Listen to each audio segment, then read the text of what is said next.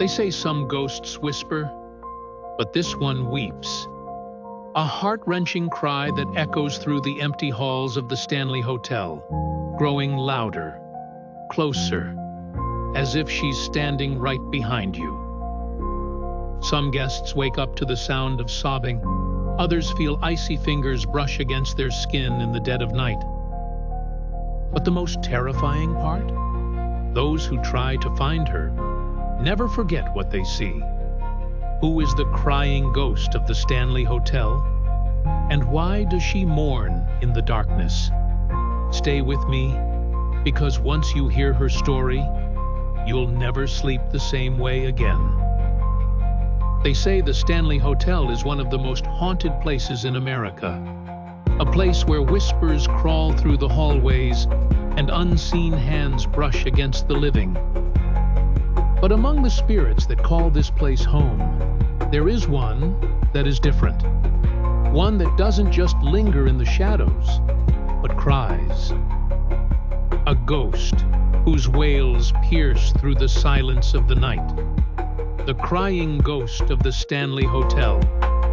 Those who have heard the crying say it comes suddenly, without warning. A soft whimper at first, like a child lost in the dark.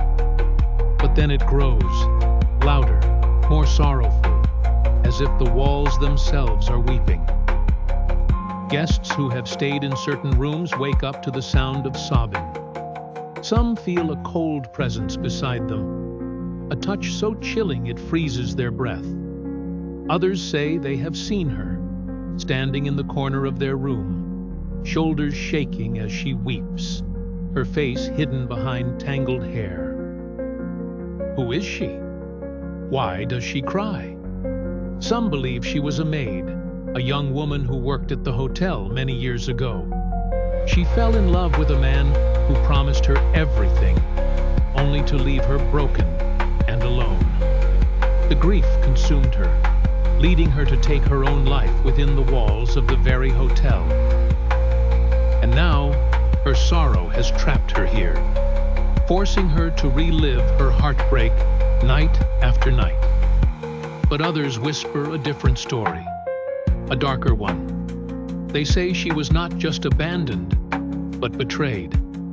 That her love was stolen, not by another woman, but by something much worse. They speak of a presence that lingers in the depths of the hotel, something that feeds off pain and despair.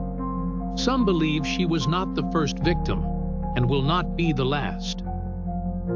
There are those who have tried to speak to her. Paranormal investigators, ghost hunters, even skeptics who enter the Stanley Hotel. Many leave with more than they bargained for.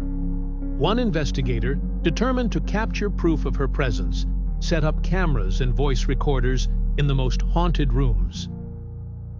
He scoffed at the idea of ghosts. But that night, as he lay in bed, something changed. The air grew heavy, pressing down on his chest. The temperature dropped so suddenly that his breath fogged the air, and then the crying began. Soft, pitiful, heart-wrenching. He reached for his camera, but his hands trembled. The sobbing grew louder, more desperate. Then, silence. A moment of stillness so thick it felt like time itself had stopped. And then, a whisper. A voice so close it was as if someone was breathing against his ear. "Help me." He fled the hotel that night, leaving behind all his equipment. The footage, the recordings, all of it remained in that room.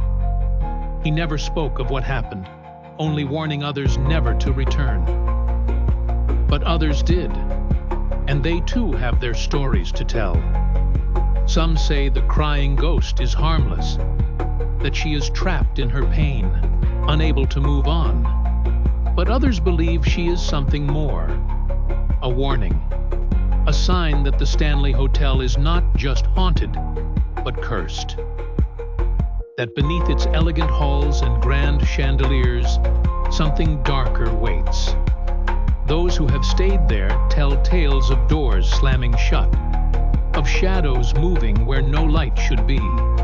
Some wake up to find scratches on their arms, bruises they cannot explain.